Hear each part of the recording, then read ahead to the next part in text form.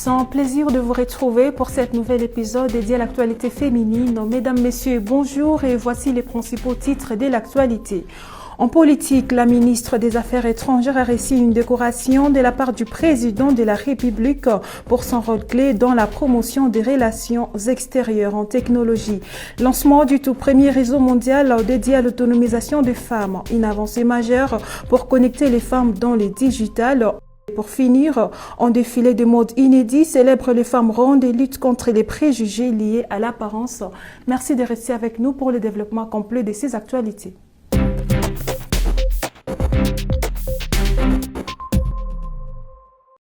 Le 1er juin, à l'occasion du premier anniversaire du gouvernement dirigé par la première ministre, Madame Judith Suminwa Tuluka, la ministre de la Jeunesse et de l'Éveil patriotique, Madame Noéla Eganagato, adressant un bilan des avancées majeures en faveur de la jeunesse congolaise. Dans cette capsule, elle revient sur les réussites obtenues, le défi relevé et partage sa vision d'un avenir porté par une jeunesse engagée. Nous vous laissons regarder.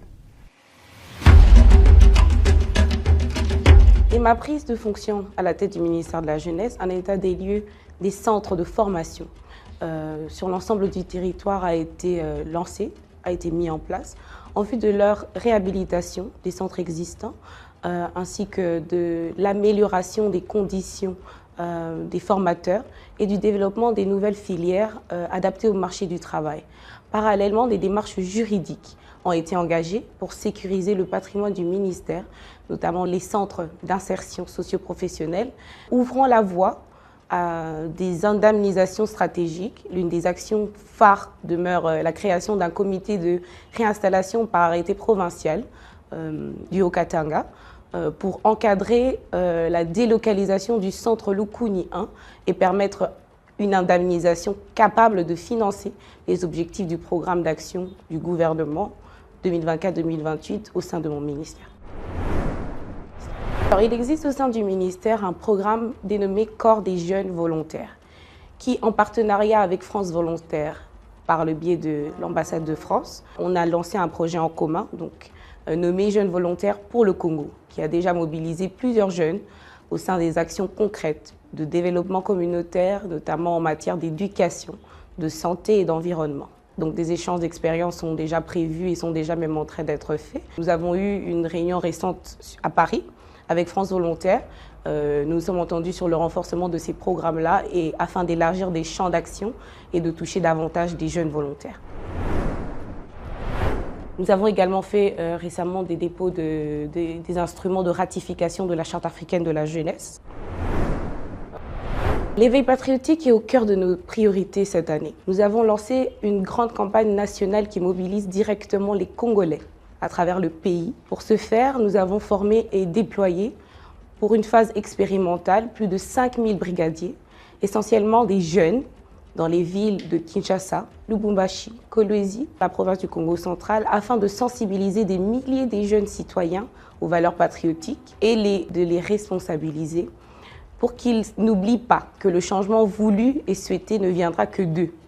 Nous avons également conçu un guide du patriote congolais, un outil essentiel pour transmettre durablement les valeurs citoyennes et patriotiques à notre jeunesse et aux générations futures.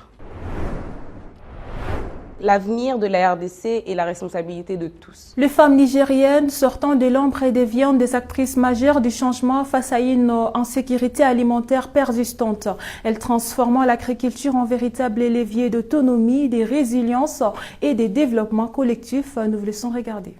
Face à une crise alimentaire qui touche plus de 4,3 millions de personnes selon le Programme alimentaire mondial en 2024, les femmes nigériennes s'imposent comme actrices centrales de la transformation agroalimentaire. Dans un pays où plus de 80% de la population active dépend de l'agriculture, longtemps considérée comme un domaine masculin, des femmes rurales se réinventent en entrepreneurs et innovatrices. Portées par une volonté de changement et des ambitions collectives, elles insufflent un souffle nouveau dans un secteur stratégique.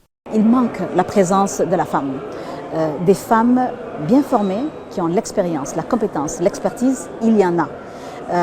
Il faut se continuer à ouvrir les portes, à se positionner et le leadership féminin a entièrement sa place. Et en plus, le leadership féminin vient avec vraiment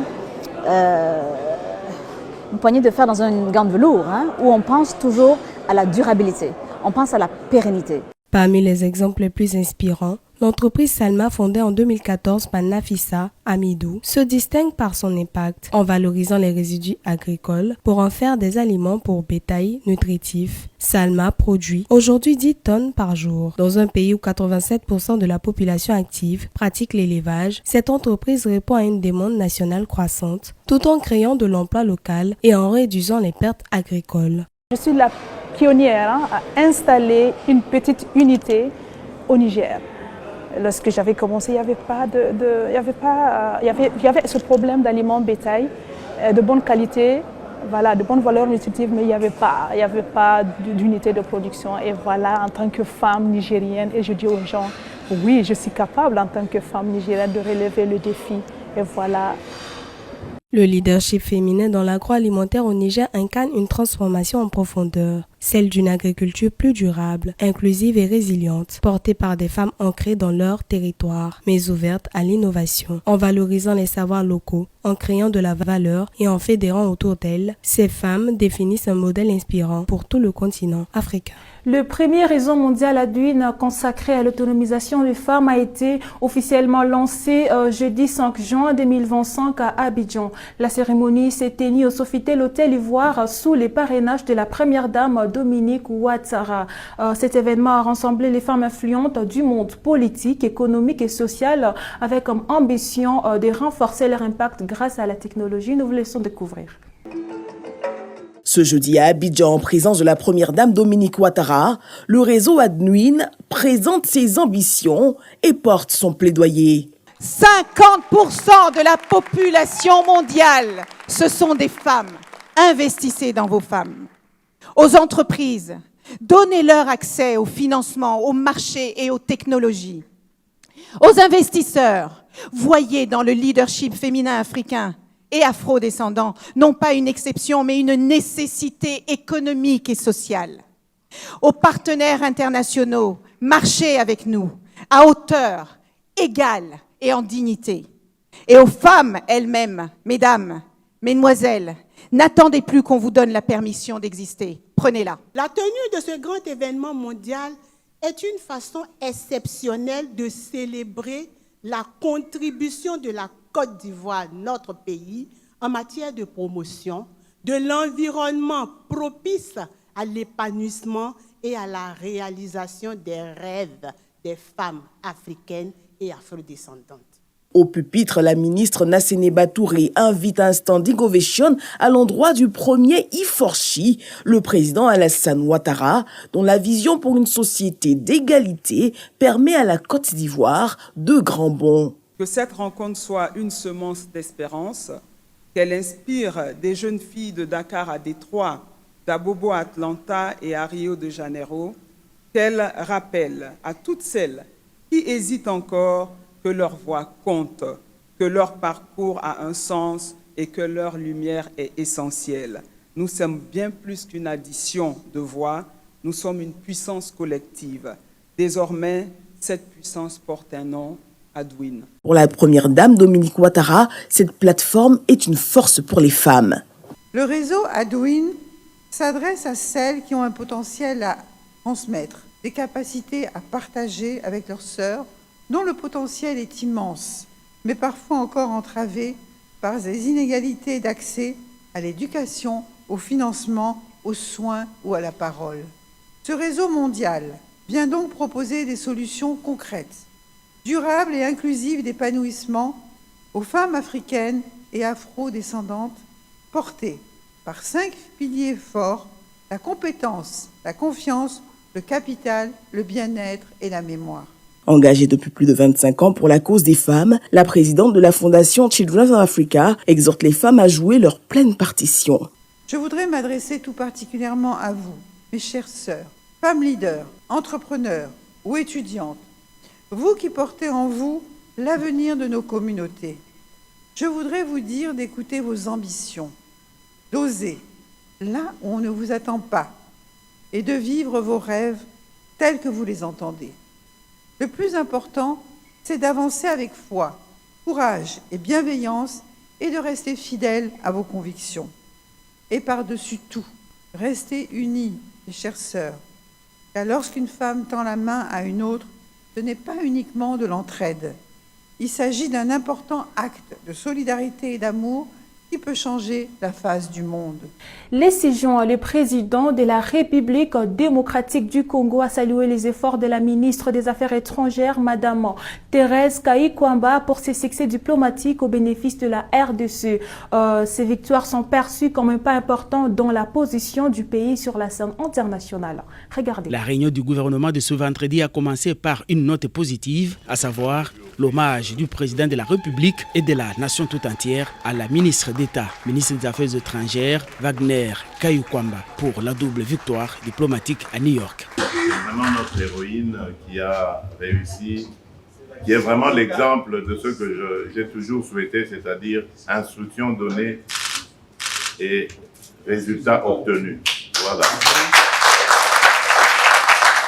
Madame la Ministre, au nom de la République du peuple congolais, je tiens vraiment à vous féliciter et vous remercier aussi pour tous ces efforts.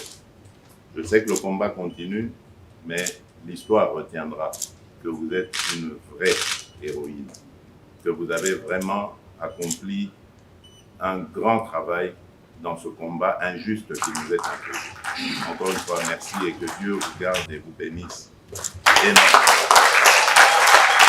Et puis en Côte d'Ivoire, l'entrepreneuse Bénédicte Larissa promet le développement solaire dans le secteur de l'agriculture et de la construction, tout en montrant son potentiel pour le marché de l'emploi. Découvrons ensemble cette nouvelle dynamique. Fournir de l'énergie solaire jusque dans les régions les plus reculées de la Côte d'Ivoire, voilà la promesse que s'est faite l'entrepreneuse Bénédicte Larissa Dao. Aujourd'hui, elle installe des panneaux solaires dans une ferme isolée qui n'est pas reliée au réseau national. Son client est un agriculteur qui a investi dans un système de 500 watts pour répondre à ses besoins en électricité. Aujourd'hui, avec le solaire, il est important même de dire qu'il n'y a plus de taxes sur la TVA, ce qui permet d'avoir les systèmes solaires à moins de coûts. Cela lui permet de trouver plus facilement des clients. Bénédicte Larissa Dao exerce dans l'industrie solaire depuis 13 ans. Peu de femmes travaillent dans ce secteur, encore moins en tant que chef d'entreprise. Nous continuons toujours de sensibiliser la population, leur dire que l'énergie elle est propre et il y a un bon retour sur investissement. Ma plus grande motivation, c'est que cette activité elle est économiquement viable et aussi on peut préserver l'environnement. Ce que j'aime plus dans mon travail, lorsque je finis une installation et que je mets en marche et que tout se passe très bien et que le client dit enfin. Pour que tout se passe bien, il faut être attentif et méthodique. Malgré tout, Madame Dao estime que le secteur solaire ne se développe que lentement en Côte d'Ivoire. Il y a eu beaucoup d'installations qui n'ont pas marché. Il y avait eu une mauvaise politique du solaire parce qu'il n'y avait pas de techniciens véritablement formés à la matière. Donc les installations sont faites coup-ci, coup-ça. Ça fait que la population avait une mauvaise appréhension au niveau du solaire. Et voilà pour finir, sur une note de légèreté au Kenya, l'entrepreneuse Winnie Wenga a organisé le 9 juin un défilé de mode à l'honneur de femmes rondes qui sont souvent moquées à cause de leur poids. Nous vous laissons découvrir.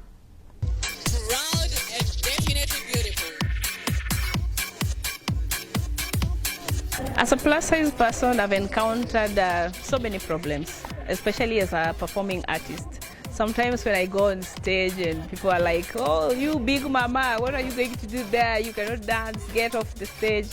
And then I'm like, I can do it. Why are they judging me?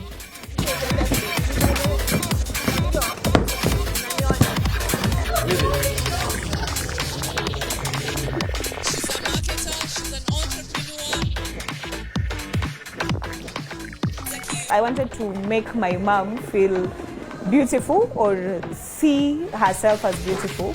I feel very proud of myself.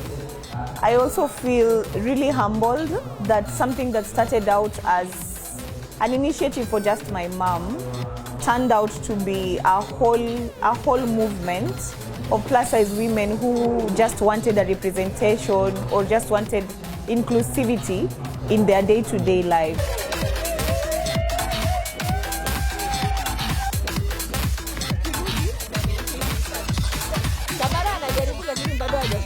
What we actually were looking into was to have a collective conversation around the fashion and in bias with the plus-size women. Et voilà, merci de nous avoir suivis. N'oubliez pas que chaque jour est une opportunité pour vous débriller. On se retrouve très bientôt pour d'autres actualités inspirantes. À très vite.